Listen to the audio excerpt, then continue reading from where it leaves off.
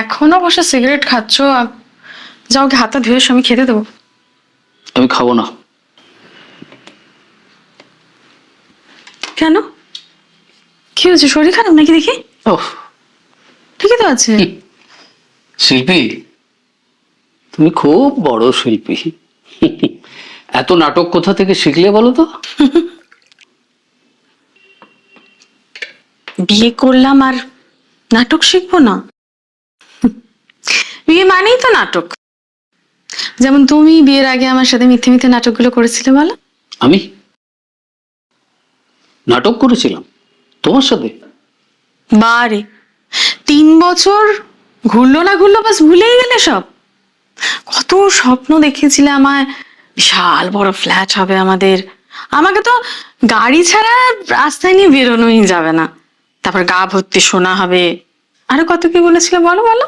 তুমি সেই পুরোনো কাসন্তি আবার ঘাঁটতে বসে গেলে, তাই তো? আচ্ছা, আমি কি চেষ্টা করিনি? আমি তো লেভেল বেস্ট চেষ্টা করেছি।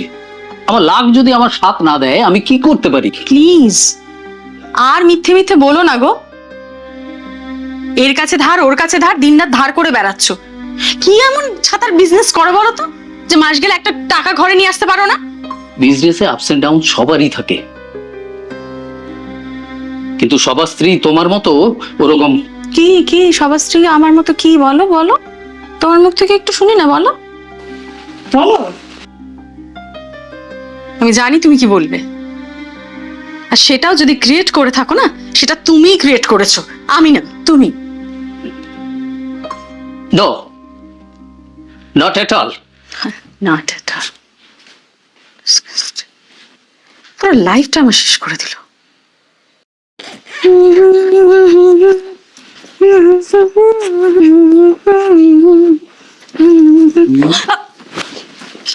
তুমি এখন এই সময়? কেন, প্রেমে কি কোনো সময় আছে নাকি? আর তুমি ফোন দিচ্ছিলে না কেন? তুমি ফোন করছিলে, ফোনটা মনে সাইলেন্ট। ঠিক আছে, তাড়াতাড়ি রেডি হও, বেরোবো। বেরোবো বলতে? বেরোবো বলতে সিনেমা দেখবো, তারপর ওখান থেকে ক্লাব যাবো, তারপর ক্লাবে গিয়ে ডিনার, তার সাথে। এই না না না, তুমি তো জানো আমি আমি ওসব জায়গায় যাইনি, আমি ওসব জায়গায়। যাওয়ান তো কি হয়েছে, এখন যাবে। দেখো, তোমাকে আমার স্টেটাসে এসে ম্যাচ করতে হবে সবকিছু, অনেক কিছু চেঞ্জ করতে হবে। এসব এই মিডল ক্লাস মেন্টালিটি চেঞ্জ করো তো। আমি সব বুঝতে পারছি, কিন্তু তার জন্য একটু সময় লাগবে তো। 3 মাস তো সময় নিলে। আচ্ছা শিল্পী, তুমি কি বোঝো না, তোমাকে আমি আমার মতো করে পেতে চাই।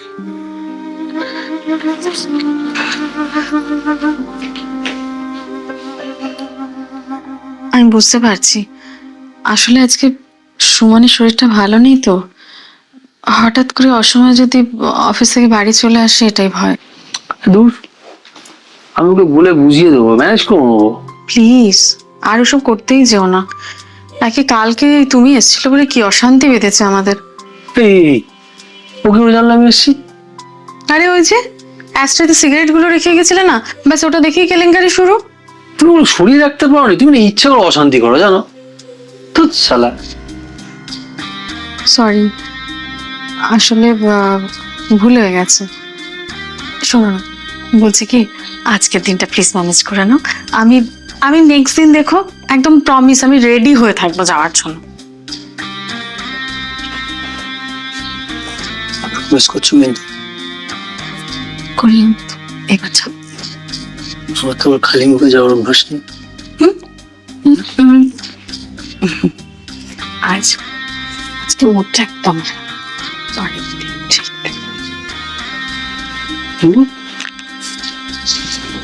চললাম।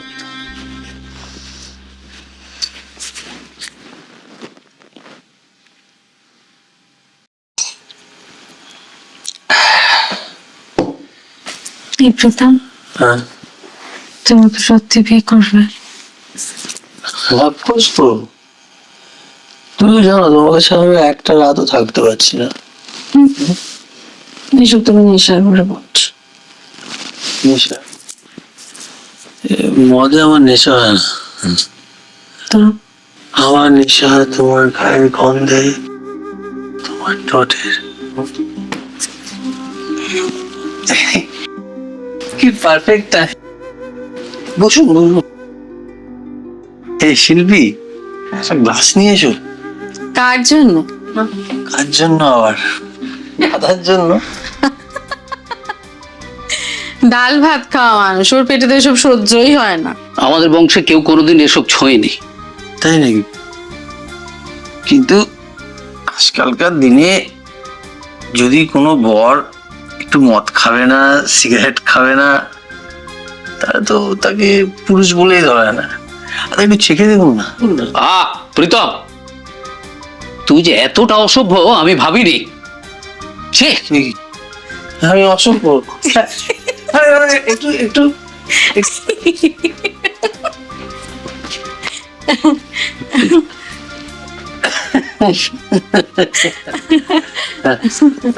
শোনা। আরে খুব মজা আছে, প্লিজ শোন, আমরা কোনো হোটেলে চলে যাই। চলো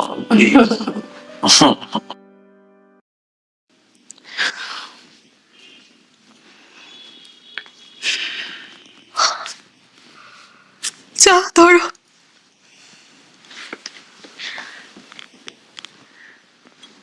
চা আর খাবো না, এখন থেকে হুইস্কি খাবো। হুইস্কি রাম? তো পেটে এসব সইবে? আমাকে লোকজনের সামনে ছোট করতে পারলে তো তুমি খুশি হও।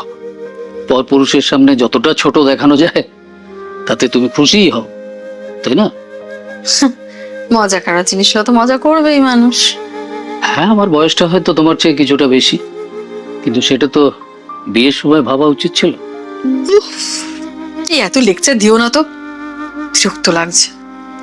আগে কালকে অনেক বেশি চড়িয়ে ফেলেছি, মাথাটা পুরো হ্যাং হয়ে আছে, আমার একদম ভালো লাগছে না। তোমাকে একটা রিকোয়েস্ট করবো, তুমি প্রীতমকে বলো যে আমি ওর টাকাগুলো খুব শীঘ্রই ফেরত দিয়ে দেবো, কিন্তু ও যেন এই বাড়িতে আর না আসে। তোকে টাকা না দিলেও ও কিছু বলবে না। কেন? আমাকে বিয়ে করবে বলেছে। হোয়াট? আমরা একে অপরকে ভালোবাসি।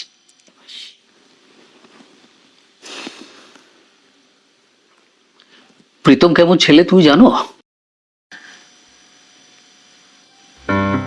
হিংসে হচ্ছে তোমার, হিংসে হচ্ছে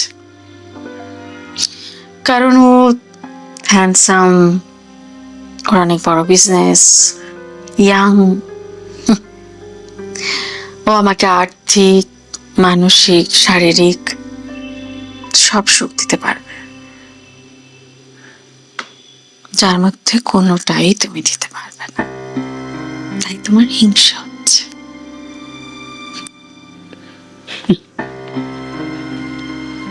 তোমাকে না এর জন্য একদিন পস্তাতে হবে।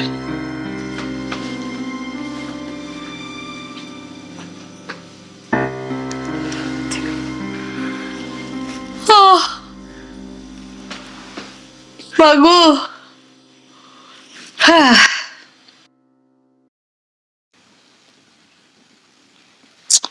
উফ, ছাড়ো না ফোন ঘাটা। কি হয়েছে আজকে আমার বাবুর? কিছু হয়নি। কিছু হয়নি? তোমার এই সর্বসহজ মুখটায় মিথ্যে কথা একটু মানায় না, সব ধরা পড়ে যায়। আরে সত্যি বলছি তো, কিছু হয়নি। আর সব কথা তোমায় কি করে বলি বলো তো? বাড়ি আমাকে সব কথা বলা যায় না কেন? একবার বলেই দেখো না। আরে বাবা, তুমি সব সলভ করতে পারবে না, আমি কিছু একটা ম্যানেজ করে নেবো। আচ্ছা বলো তো, যে আমাদের বিয়ের ডেটটা কবে ফাইনাল করি? না, সব বিয়ের ডেট আমার এখন ভালো লাগছে না।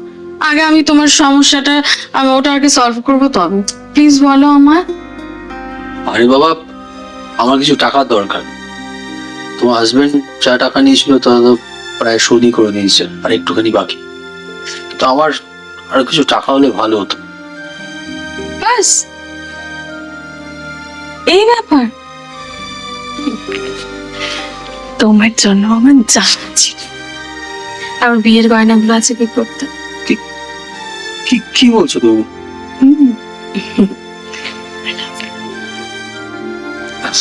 তোমার জন্য এইটুকু পারবো না? তুমি বসো, চট করে এসছি।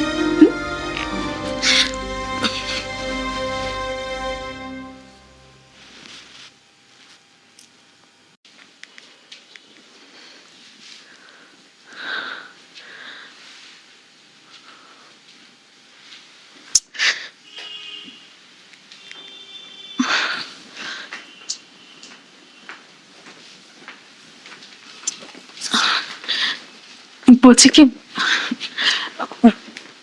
একটুখানি শোনো না। বলছিলাম যে একটু প্রীতমকে একটা ফোন করে দাও না। কেন? আর কি হয়েছে আমি জানি না, 2-3 দিন ধরে ওর ফোনটা সুইচ অফ। সে কি, যে তোমাকে বিয়ে করে নিয়ে যাবে, পৃথিবীর সব সুখ তোমাকে দেবে, তার ফোন সুইচ অফ? আমি বুঝতে পারছি না কি হয়েছে, কেন যে এরকম করলো। তা কত টাকা দিল প্রীতম? আমার চেয়ে অনেক বেশি নিশ্চয়ই। টাকা দেয়া তো দূরের কথা, আমি তো ওকে বলিনি। আমার বিয়ের গয়নাগুলো নিয়ে গেছে। ওয়েল, আমি যখন তোমার কাছে গয়নাগুলো চেয়েছিলাম, আমার ক্রাইসিস চলছিল, তখন তুমি কি বলেছিলে? ওগুলো আমার মায়ের শেষ স্মৃতি, ওগুলো দেওয়া যাবে না। আর সেই গয়নাগুলো তুমি প্রীতমের হাতে তুলে দিলে। ঠিক আছে, শোনো, তোমাকে আরেকটা কথা বলি। আমাদের মিউচুয়াল ডাইভোর্সের জন্য আমি উকিল বাবুর সঙ্গে কথা বলেছি। পেপার সমস্ত রেডি হচ্ছে, পেপার এসে গেলে সইটা করে দিও, কেমন? তুমি